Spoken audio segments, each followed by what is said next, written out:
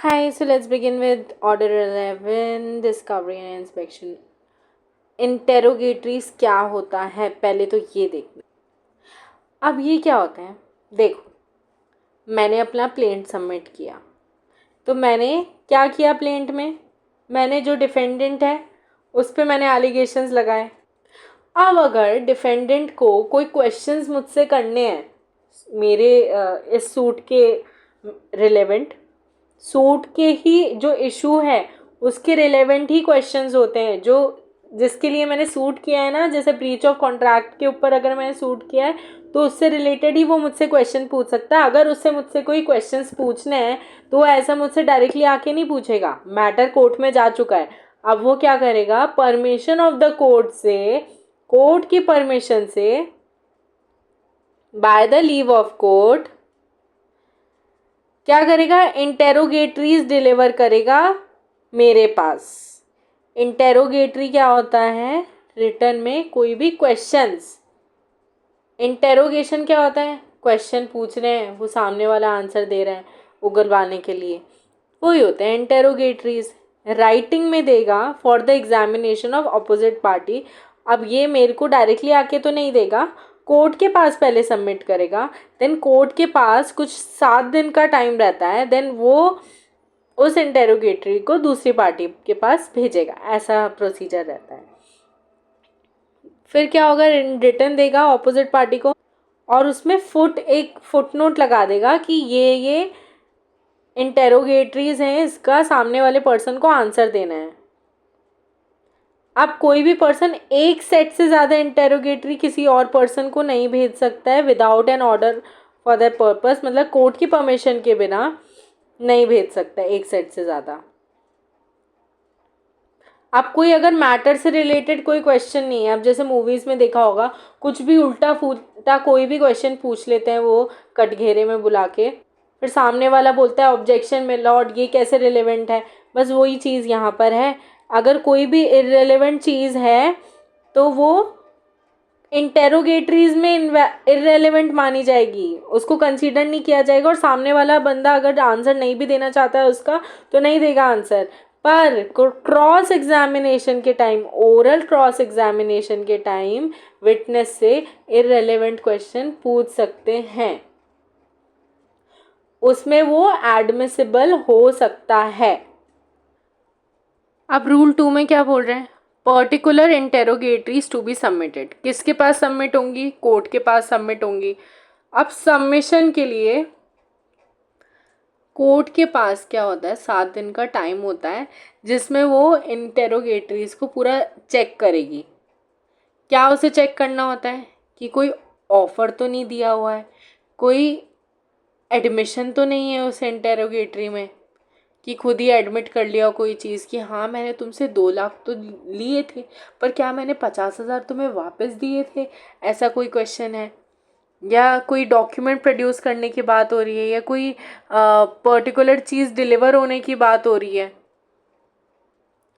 अब order 14 rule 6 में हमने क्या पढ़ा था कि पार्टीज़ अग्रीमेंट भी कर सकती है कि कोर्ट का अगर इस इशू पे ये ऐसा कुछ डिसीजन आया तो तुम मुझे ये प्रॉपर्टी डिलीवर करोगे, ऐसा कुछ, तो वो तो नहीं है इसमें। तो ये कोर्ट पूरा उसे देखेगी इंटेरोगेटरी को।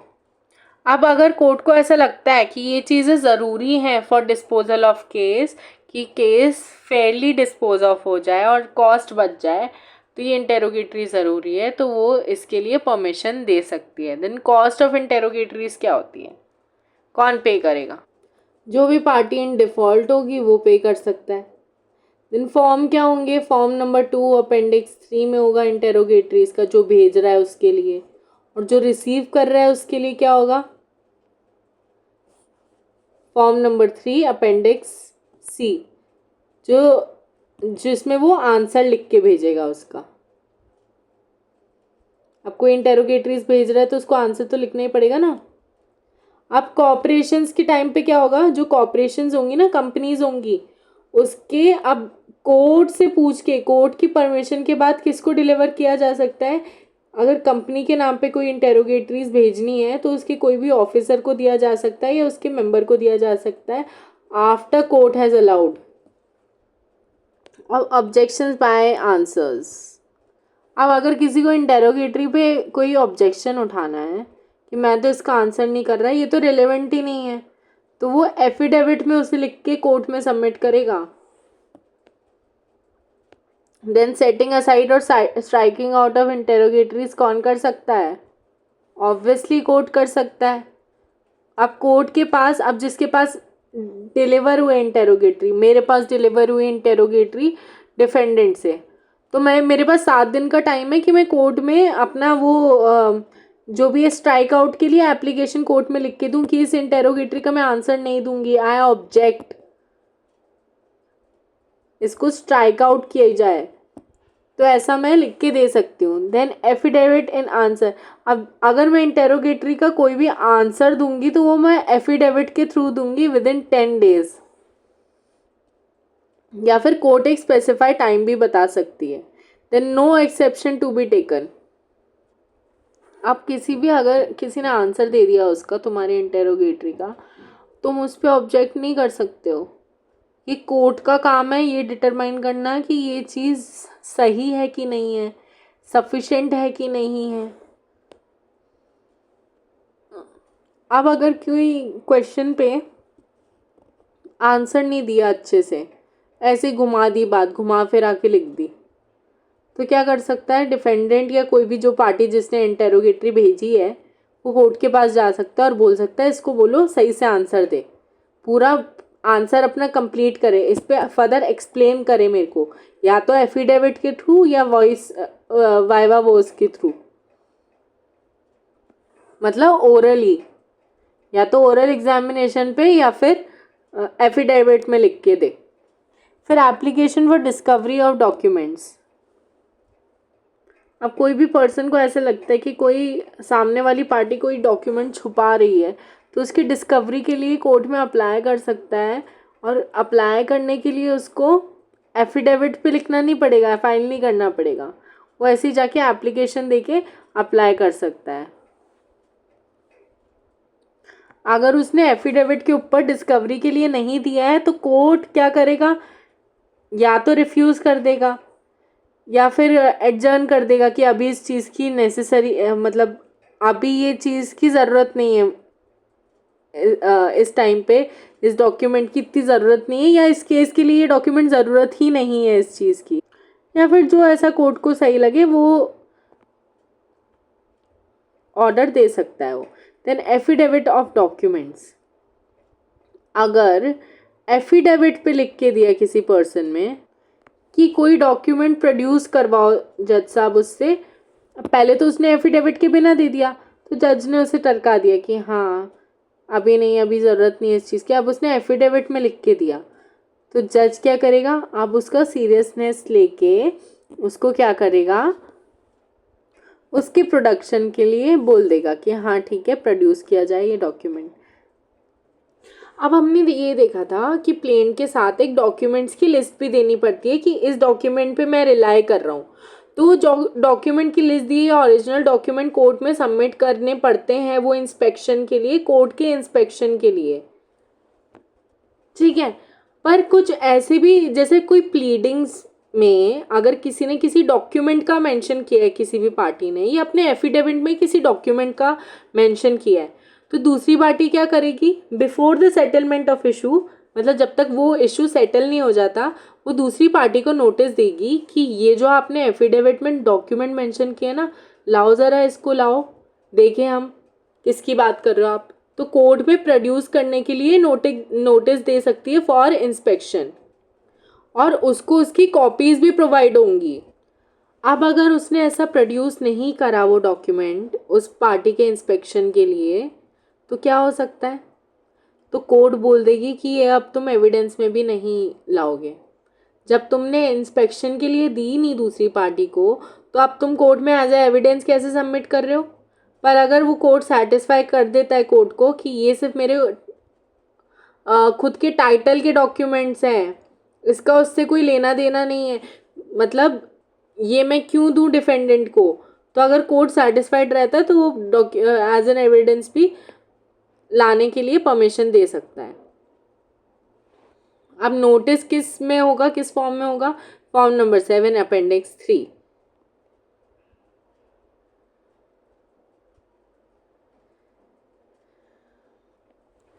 अब क्या बोल रहा है रूल 17 कि अगर उसे क्या है 10 दिन में आंसर देना पड़ेगा। After he has receive the notice, उसे 10 दिन में वो डॉक्यूमेंट्स डिलीवर करवाने पड़ेंगे दूसरी पार्टी को जिसने नोटिस दिया है। पर अगर वो नहीं डिलीवर करवा पा रहा, कुछ ऐसी बुक्स ऑफ अकाउंट्स है, तो वो इंस्पेक्शन के लिए उन्हें बुला सकता है एट हिज ऑफिस। ठीक है, 3 दिन के अंदर वो इंस्पेक्शन के लिए बुला सकता है। Then rule 18 order for inspection. आप कोर्ट भी ऑर्डर दे सकता है इंस्पेक्शन के लिए। अगर पार्टी नाटक कर रही है या पार्टी ने किसी और ऑफिस पे आने के बोल रही है कि ये ऑफिस नहीं, मेरे दूसरे ऑफिस इंस्पेक्शन कर लो। क्यों भाई? जब रजिस्टर्ड ऑफिस में आपके जो रजिस्टर्ड एड्रेस है आपके ऑफिस का, उस पर सारी बुक्स ऑफ अकाउंट्स रहती है। हमने ऑलरेडी कंपनीज एक्ट में देखा है, रजिस्टर्ड ऑफिस में रहती हैं बुक्स। तो मैं किसी और ऑफिस में जाके क्यों इंस्पेक्शन करूँ? मैं अपना टाइम क्यों वेस्ट करूं? तो कोर्ट ऑर्डर देगी इंस्पेक्शन का। अब कुछ ऐसी बुक्स ऑफ अकाउंट्स हैं जो कि कोर्ट में पेश नहीं किए जा सकते, इंस्पेक्शन के लिए नहीं दिए जा सकता है, तो कोर्ट क्या बोलेगा? आप वेरीफाइड बाय एफिडेविट उसे ले आइए, उसकी कॉपीज को ले आइए विद ओरिजिनल एंट्रीज, तो कोर्ट उसी से एग्जामिन कर लेगी।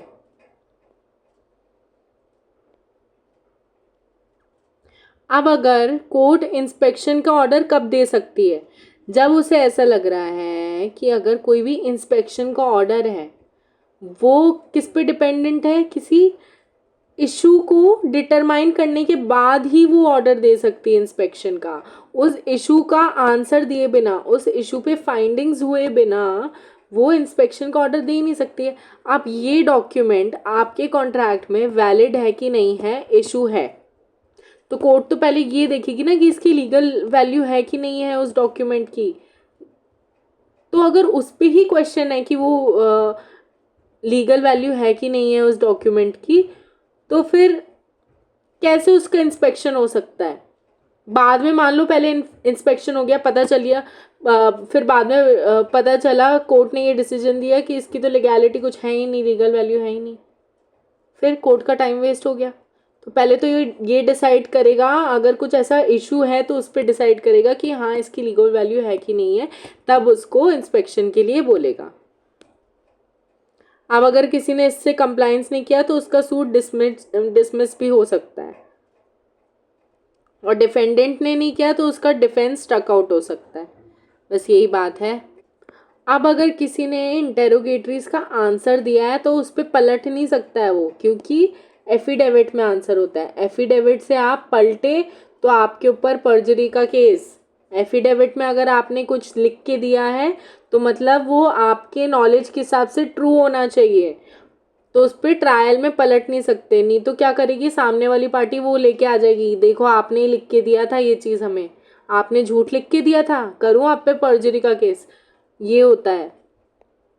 So that's it. ये वाला order 11 is for commercial court which is not relevant for the exam point of view, so we can skip it.